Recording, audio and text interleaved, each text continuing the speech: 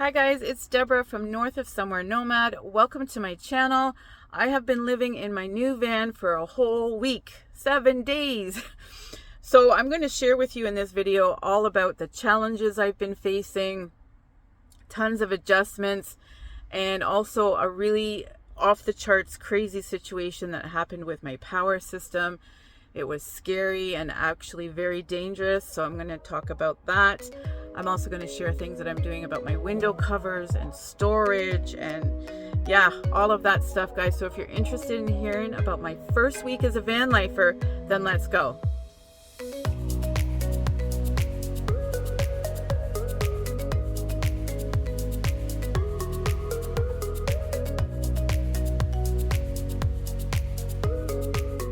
Okay guys, so before I get into talking about how my first week as a van lifer went, I just wanted to say thank you so much, you guys who have sent me well wishes and congratulations and all that. And for my new subscribers, all my subscribers, guys, I appreciate you so much. It just touched my heart to see all those messages, so thank you so much. If you're new, I just want to kind of bring you up to speed because I had, prior to 7 days ago when I bought my van, I had been living in my 2014 Ford Fiesta, which I had completely camperized. But that process happened over a span of, I don't know, 3 or 4 weeks, maybe even more, and I was living in a sticks and bricks. So it was a very smooth transition, and I had a lot of time to, iron out the wrinkles and fix things that didn't work on my little weekend expeditions. With this experience, I was living in my car, and then I had a 4-hour window to move from my car into my van. So the day I bought the van. Okay, so after that 4 hours of moving all my stuff from my vehicle, from my car into my van, and I was, it was adrenaline kicking in at that time. And then I remember, I went to the storage. I was going back and forth a little bit. Anyways, by the end of that day, I had my basics in my van, and I just drove off to one of my favorite little rest stops. And I just basically, I was so exhausted, I just fell asleep. So the first few things that I knew I had to address ASAP was my power. So what I did with that is I asked around some in the van life community. Everyone said get in touch with Wayne. Wayne is like an electrical genius, and he does so much for people in the van life community here on Vancouver Island. So I ran into this person, and finally I got a hold of Wayne. And I told him my situation, that I had just bought a van, and that, my system included this ecoflow alternator charger. So he said absolutely he would do that, and I would go and meet him. And so we set that up. So I went down there, and it went great. Like, he did the whole install and, everything. He installed it. He ran it through into the van, and we sat down in the van here and turned it on, and like we were looking for the lights to come on and stuff. So we're looking, and all of a sudden there was a burning smell, an intense burning smell, and smoke started coming out of the ecoflow Delta 2, like the unit. Oh my God, the two of us were like, what's going on? What's going? So I immediately grabbed the plug, like the plug that connects the hub to the ecoflow Delta 2. So we got that off, and it was like very upsetting, and it was scary. And I think the potential for danger there was like, of all the things that could, gone wrong, which didn't, thank God. So anyway, so that's what happened. It basically pooched the Delta 2.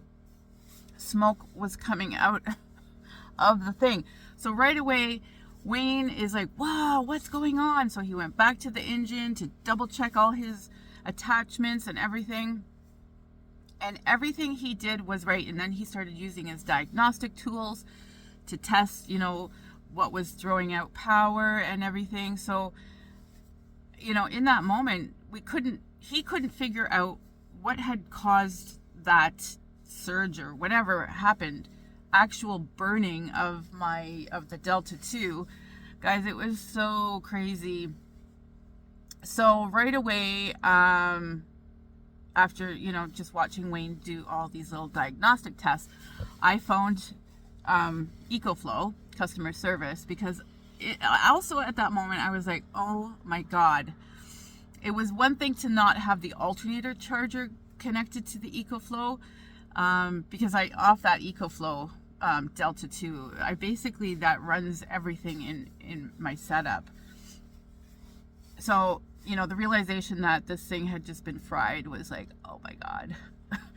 So anyways, I phoned ecoflow and told the guy exactly what just happened, and and then Wayne talked to him, and he said, I did this, and the thing was smoking, and so the guy's like, well, I'm really sorry that has happened to you, which was nice.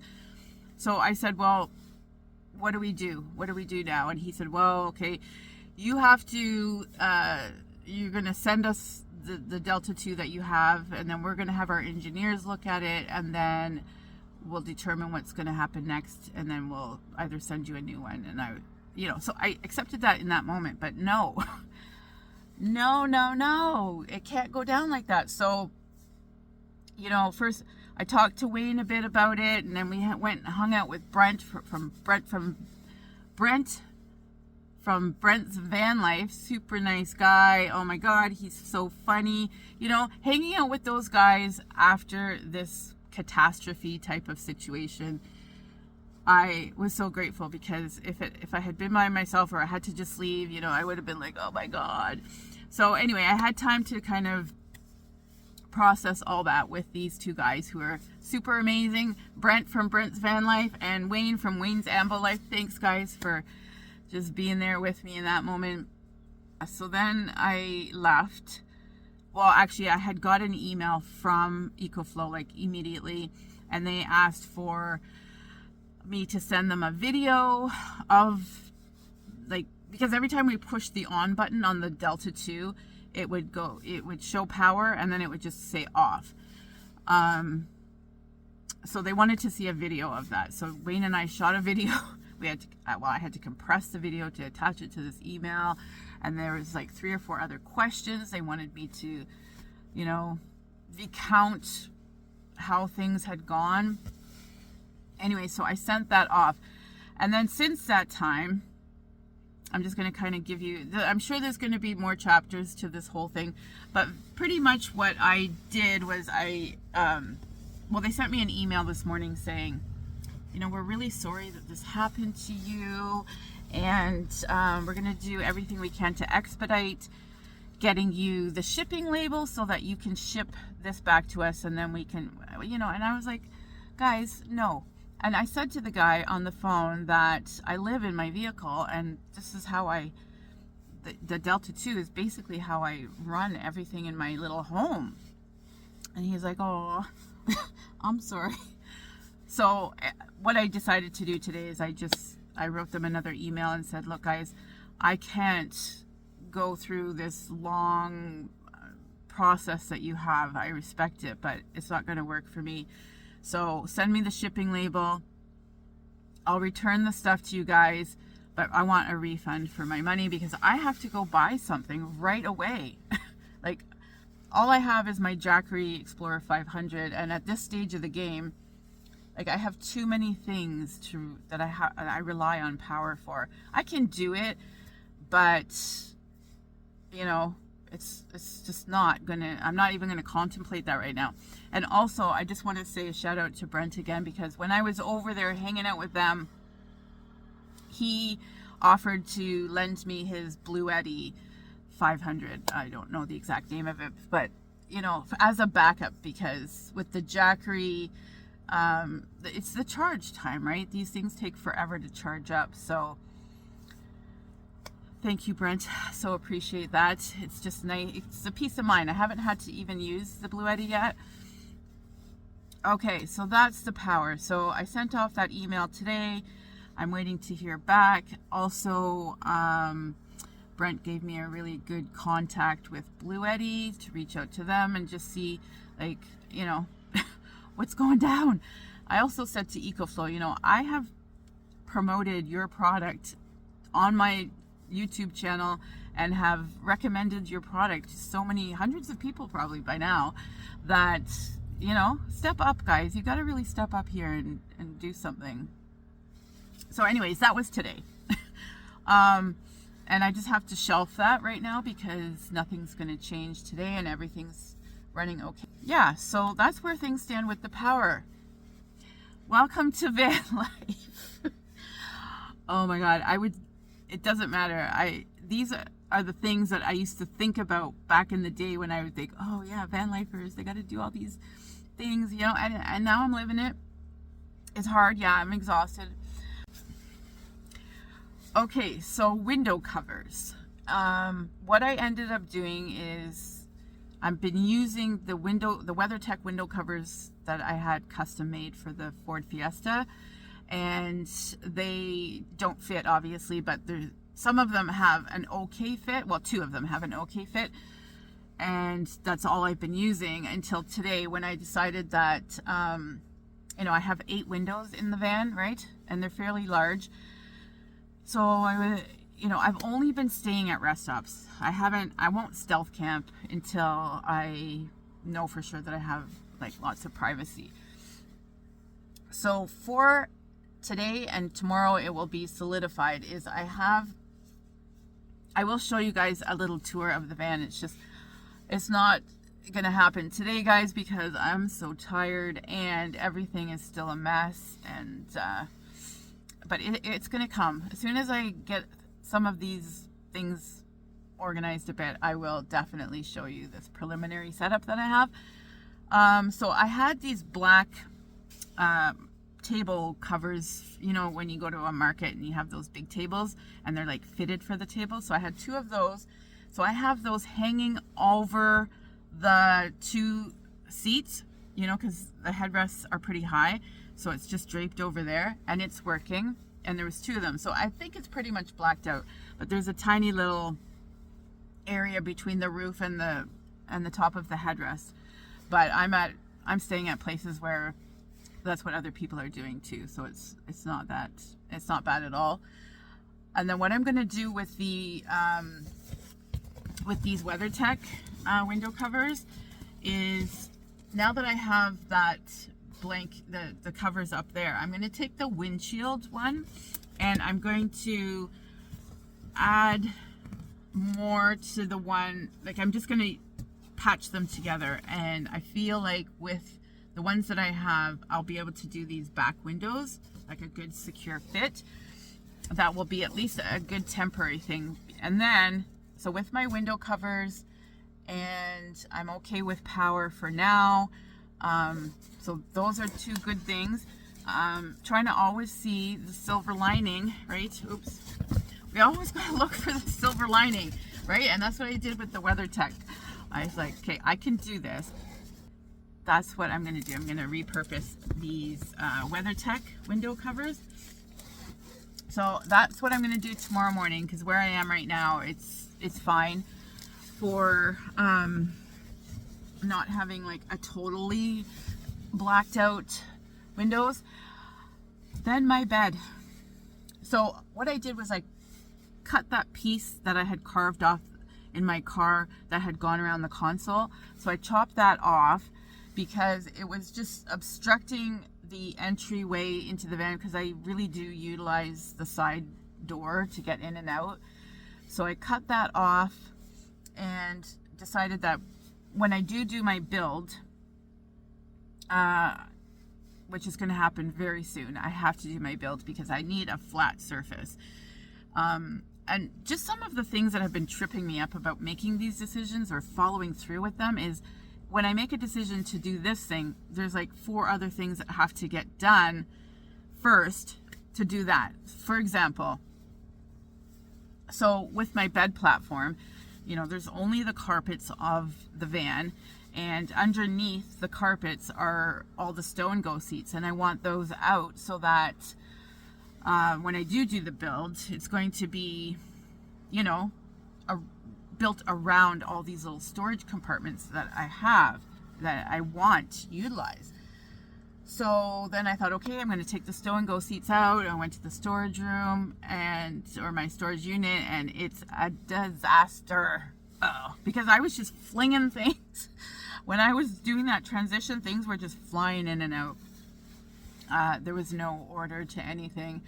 So, but what I've done today is I went and did some work in my storage unit, tidied things up, moved things around, threw a bunch of stuff out, and I got one of my stow and go seats out, the one right by here, because at the very least right now I can put things in there like my shower bag, and you know, depending on if it's raining or I'm gonna have running shoes, I can kind of store that as like your front closet, right? Your hallway closet. So there's that.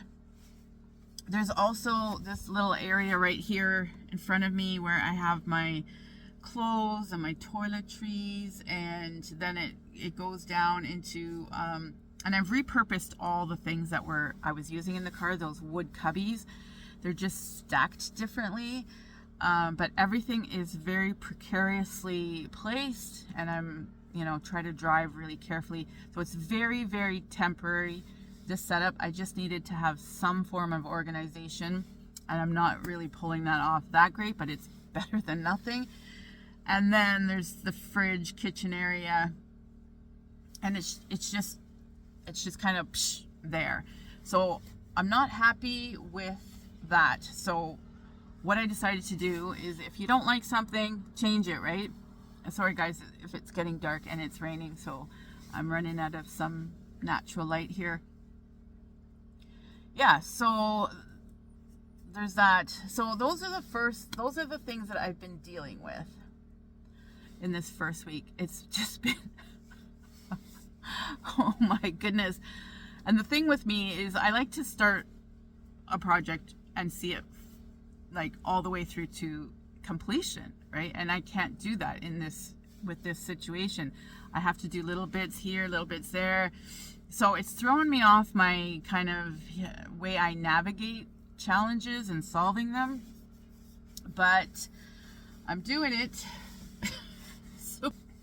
So another really amazing thing is I want to give a shout out to my friend Elsa, because she has offered to let me pick through this massive pile of wood that she has. It's like a van lifer's candy store. So she showed me all the things that I could use, and she's going to donate them to me to help me with my build. So I'm going to put together a plan at the very least for my bed platform. I just had to like sit and think and let it all gel on how I would want this to go, especially because the floor, it like from the back here, it goes down, and then the front part of the van, it kind of goes like this, but there's a couple lumps in here. So I think at the end of the day, I'll probably have to put in a floor, but that floor is going to have those openings so that I can access the storage, because there's storage here at the back and then 2 sections at the front, and I want to be able to utilize that. So my build has to kind of be constructed around access to that. That's okay. I think just right out, you know, for me, I'm thinking, oh, I got to make sure it has this and this. I think I just need to put together a plan for my platform, head over to Elsa's, grab the wood, chop, saw, hammer, and just have something so that my sleep is good, because I am sleeping. It's not ideal. And I feel tired, and I need lots of energy right now, guys, to do all the stuff that I have to do. But I'm loving it. Every morning I wake up and I've got, you know, my list, boom, get her done. I tend to lose speed during the day because I just get blah. There's so many different tangled things that sometimes I'll just sit there and go, okay. Do you know what I mean? Guys, I'm telling you, this is my real van life, okay? I'm not sugarcoating anything. What you guys know is I just keep it real here. So I'm just gonna keep on with that theme and just share with you guys exactly what I'm going through and how I'm doing this, because I know on the other side, this little build is gonna be so beautiful. So yeah, I'm just loving it. And so what I'll do is I'll just start updating you guys with videos of completed projects, right? I could talk about them all day long, but I really want to share with you guys the things that I follow through to completion. So I'm excited to show you guys all that. Okay guys, so there you have it, my first week as a van lifer and how I'm navigating the whole process of putting together my build and figuring out all the little things that have to be dealt with and dealing with actual crises and dangerous situations. So week 1 is down. I'm excited to connect with you guys again, and I'll be uploading some more videos as I start completing these projects, guys. So if you like this video, hit thumbs up. If you want to see more content from me, hit that subscribe button, and I will see you guys in my next video. Take care.